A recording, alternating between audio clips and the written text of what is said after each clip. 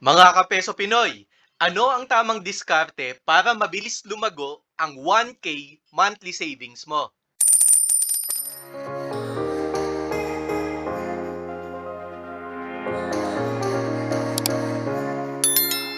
Simulan natin sa pinaka-safe na investment mga kapeso. Ito ang Pag-ibig MP2. Nakapag-declare sila ng 7.10% noong 2024 sa kanilang dividend rate. Ibig sabihin mga kapeso, kung magdi-deposit tayo ng 1,000 pesos sa ating monthly deposit sa ating MP2 savings account, at may entitled tayo na 7 months kung magsisimula tayo ngayong June 2025. Paano ba natin kinocompute ang entitled months? Ibig sabihin, simula June hanggang December, 7 buwan ang natitira para sa computation natin ng dividend income. Kung i-compute natin ang iyong dividend income, that is 1,000 pesos times dividend rate na 7.10% times 7 months na entitlement natin, divide natin yan ngayon sa 12 months in a year. Ibig sabihin, ang iyong magiging dividend income para sa hulog mo na 1,000 pesos ngayong June 2025 ay 41.42 pesos.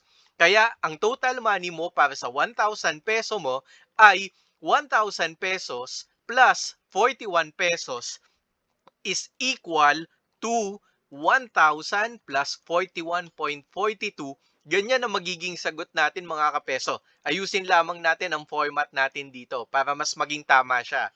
Magiging 1,041 pesos. Sabihin natin mga kapeso, tuloy-tuloy tayong maghuhulog ng 1,000 pesos at tuloy-tuloy siyang kikita ng dividend income. Kung mapapansin nyo mga kapeso, pababa ng pababa ang dividend income na natatanggap natin sa mga sumusunod na buwan kasi na lumiliit naman ang entitled months natin. Ito ang tinatawag natin na nakapro-rata muna ang hulog natin sa unang taon ng paghuhulog natin. Kaya ang total na nahulog natin na 7,000 pesos, kikita yan ng 165 pesos. Ang total money natin ngayon, 7,165 pesos. Dito na ngayon magsisimula mga kapeso, simula sa susunod na taon, dyan na ngayon papasok ang compounding. Kung dati yung 7,000 pesos mo, 165 pesos ang kinikita, ngayon yung 7,000 pesos mo, 508 pesos na ang kikitain yan mga kapeso. Kaya magiging 7,674 pesos na siya. Sabihin natin mga kapeso, tuloy-tuloy tayong maghuhulog ng 1,000 pesos using the same dividend rate. Pero mga kapeso, in reality, hindi pare-parehas taon-taon ang dividend rate na idinedeclare ng Pag-ibig. 7.10% ang isa sa pinakamataas na na-declare nila. Kung mas mataas dito, mas pabor para sa atin kasi mas malaki ang kikitain natin. Pero kung mas mababa sa 7.10% ang i-declare nila sa susunod na taon, ibig sabihin mas mababa naman ang kikitain natin na dividend rate. Sabihin natin mga kapeso, tuloy-tuloy tayo maghuhulog ng 1,000 pesos hanggang 5 taon ng pagsisave natin or pagsisave natin dito sa Pag-ibig MP2. Tingnan natin mga kapeso kung magkano nga ba ang kikitain natin. Nakapaghulog tayo ng in total 60,000 pesos. At ang total na tinubo natin sa paghuhulog natin sa ating Pag-ibig MP2 ay 11,845 pesos. Kaya sa withdrawal month natin sa June 2030, kasi 5 years ang kailangan na pagsisave natin sa Pag-ibig MP2. Ibig sabihin yung 60,000 pesos natin plus 11,845, 71,845 pesos ang ating mawi-withdraw. Ang total na kinita natin sa loob ng 5 taon ay 11,845 divide 60,000, 20% mga kapeso. Ang total na kinita natin noong taon na iyan. Sa loob na yan ng 5 taon mga kapeso. Kung ilalagay natin yan in percentage, ganito ang magiging total niya. 19.74%. Pero may mga paraan mga kapeso para mas malaki ang kitain ng 1,000 pesos natin. I-introduce ko sa inyo ang mutual fund na ito. Mga kapeso, ito naman ang mutual fund ng Manulife Investment Management. Ito ay hindi sponsored ng Manulife, mga kapeso. Nagkataon lamang na nag-i-invest ako sa pondo na ito. Ang mutual fund na ito ay tinatrack ang American Growth Investment. Ibig sabihin, mga kapeso, yung S&P 500 sa Amerika, yun ang tinatrack ng mutual fund na ito. So, ibig sabihin, nakabase tayo sa US. Sabi nila, in 5 years, kumita daw ang fund na ito ng 93.14% as of April 30, 2025. Subukan natin i-check ito, mga kapeso. Sabi nila, April 30, 2025 daw. Ibig sabihin yan, mga kapeso, as of April 30, 2025, ang presyo niya ay 98.9050 pesos. At noong kung i-compute naman natin ang nakaraang 5 taon yan, ibig sabihin April 30, 2020 naman, mga kapeso. Pandemic ito ha, kaya kung makikita nyo, medyo mababa talaga ang presyo ng stock nung panahon na yan. Ito pa lang yata yung magla-lockdown pa lang sa buong mundo halos. So bagsak na bagsak ang stock market nung time na yan. Kung makikita nyo, mga kapeso, nung wala tayong April 30 dito, siguro dahil holiday, April 29, 2020, 49.2208 ang presyo ng stock na ito or ng mutual fund na ito. Ito lang ang catch natin dyan, mga kapeso. Sabihin natin na mag-i-invest tayo kada buwan ng 1,000 pesos. Ang total na mai-invest natin sa loob ng 5 taon ay 60,000 pesos din. Katulad ng computation natin dito. Sabi nga kanina, 93% daw ang kinita ng mutual fund na ito. Pero mga kapeso, yung 93% na yun, ibig sabihin nun, dapat nag-invest ka na ng 60,000 pesos noong April 30, 2020 para kumita ka ng 93%. Ibig sabihin, 60,000 times 93%, ito ang kabuuan ng kikitain natin. Halos na doble yung 60,000 pesos natin. Pero mga kapeso, ibang-iba yan sa kung paano tayo mag-i-invest sa real life natin. Sabihin natin na nagsimula tayo mag-invest ng June 1, 2020 at matatapos tayo mag-invest ng May 2, 2025. Kasi by June, i-withdraw na natin siya o June 5, 2025. Tingnan nyo, mga kapeso, ibang-iba siya sa mga price na ipinakita natin kanina.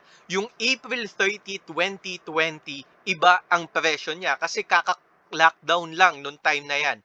At naka-fix dyan yung gagamitin natin na 93% dun sa 60,000. Pero in reality, kung 1,000 pesos every month ang i-invest natin, ibig sabihin, iba-iba ang price na makukuha natin.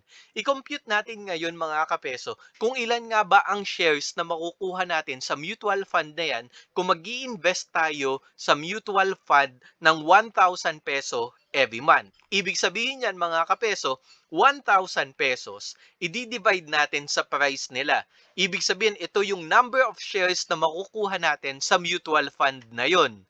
Paiba-iba yan, mga kapeso ha. Ipapakita ko sa inyo ngayon ang magiging formula natin. Kung kanina, 18.88% ang nakuha natin na number of shares, kung makikita nyo dito, mga kapeso, tumaas ang price niya at naging 40 na lang ang number of shares sa kaparehas na amount ng investment natin, mga kapeso ha. So, ibig sabihin, habang tumataas yung number of shares or price nung mutual fund na yan, pataas naman ng pataas or pababa ng pababa ang nakukuha natin na number of shares. Kita nyo dito, mga kapeso, naging 86 pesos, 11.55 na lang ang nakuha natin na number of shares. Bumaba ulit ang presyo ng mutual fund. Kaya mas mataas ang nakuha naman natin na number of shares. Kita nyo dito, mga kapeso, nung December 2, 2024, 116 pesos na ang presyo ng mutual fund na yan. Kaya 8.6 shares na lang ang nakuha natin. Sabihin natin, mga kapeso, na ngayong June 5, 2025, ibebenta na natin ang number of shares natin. Ang NAV price noong June 5, 2025 ay 105.4908. Ibig sabihin mga kapeso, yung number of shares na nakuha natin noong bumili tayo ng mutual fund, ililipat natin siya dito sa selling price natin. Iba-iba ang number of shares kahit mga kapeso, pare-pares naman yung investment amount natin. Pero ibebenta natin yan ng lahatan para makompute natin kumpara sa MP2 kung saan talaga tayo mas kikita. Kung dito, 105.49, kita nyo dito mga kapeso ang magiging investment value natin. Kita nyo, yung 1,000 peso na investment mo mga kapeso, naging 1,991 pesos siya. Ilipat natin dito hanggang sa baba kasi ibebenta na natin siya. Hindi palaging 1,991 pesos mga kapesong kinikita. Kita nyo dito. Mas bumaba, naging 1,243. Ito nga pa nga kapeso, lugi tayo dito kasi ang ininvest natin 1,000. Pero yung 1,000 value natin naging 967. Naging 892 pesos pa nga. Tingnan nyo mga kapeso, kung i-compute natin ngayon ang income natin, that is 1,991 less investment natin, 991 pesos ang kinita natin. Kung tutuusin, 991 divide natin sa puhunan natin na 1,000, 99.18%. Kita nyo mga kapeso, kung nag-invest tayo noong June 1, 2020 ng buong 60,000, ang laki na kikitain natin. Pero dahil nga in a monthly basis tayo nag-i-invest, depende talaga sa kikitain or sa performance ng mutual fund noong panahon na yan. Kung dito 99%, tingnan nyo dito nagiging 21%. Ito, lugi pa tayo dito mga kapeso, 10.77%. At ito na nga siya mga kapeso, yung 60,000 pesos na inihulog natin ng 1,000 pesos kada buwan, naging 79,883 pesos siya. O kinita natin ay 19,922 pesos. Ibig sabihin, umakyat ang investment natin sa 5 taon ng 33%. Kung ikukumpara natin yung 19,922, mas malaki siya sa MP2 natin na 11,845. Pero sabi nga natin mga kapeso, ang MP2 kasi ay guaranteed ng government sa principal. Ang pinakalugi mo na lang dito, wala kang naging dividend. Pero ang mutual fund, kitang-kita nyo naman mga kapeso, since nakadepende ito sa performance ng stock market sa Amerika, kitang-kita nyo yung pagiging volatile niya. Minsan mataas, minsan bagsak na bagsak talaga. So, depende sa iti-take mo na risk mga kapeso. Kita nyo naman kung nag-invest agad tayo ng lahat ng buong 60,000 natin noong June 1, 2020, subukan natin mga kapeso gawin ko tong 60,000. Tapos ito naman, syempre mapapalitan yung number of quantity natin dito. Kasi naging 1,132% siya mga kapeso. Kita nyo mga kapeso, yung 60,000 pesos natin na investment value, magiging 119,506 pesos kung may 60,000 pesos ka kaagad nung June 1, 2020. Ganyan talaga ang pag-i-invest sa stock market mga kapeso. Pero mga kapeso, kung ayaw mo naman ng mutual fund at ang gusto mo kunwari ay individual stocks, gumawa tayo ng sample computation, for example, Meralco. Sinumulan ko ang computation ng Feb 3, 2020 hanggang January 2, 2025. Kita nyo dito mga kapeso, kung magbebenta tayo ng January 24, 2025, 486 pesos ang price share noong panahon na yan, ang kikitain natin ay 59.33%. Ang problema lang natin dito mga kapeso, ang stocks kasi o ang individual stocks may board lot yan. Ibig sabihin may minimum number of shares ka na pwedeng bilhin. Sa Meralco, 10 ang number of shares or board lot niya. Ang presyo niya ay 259.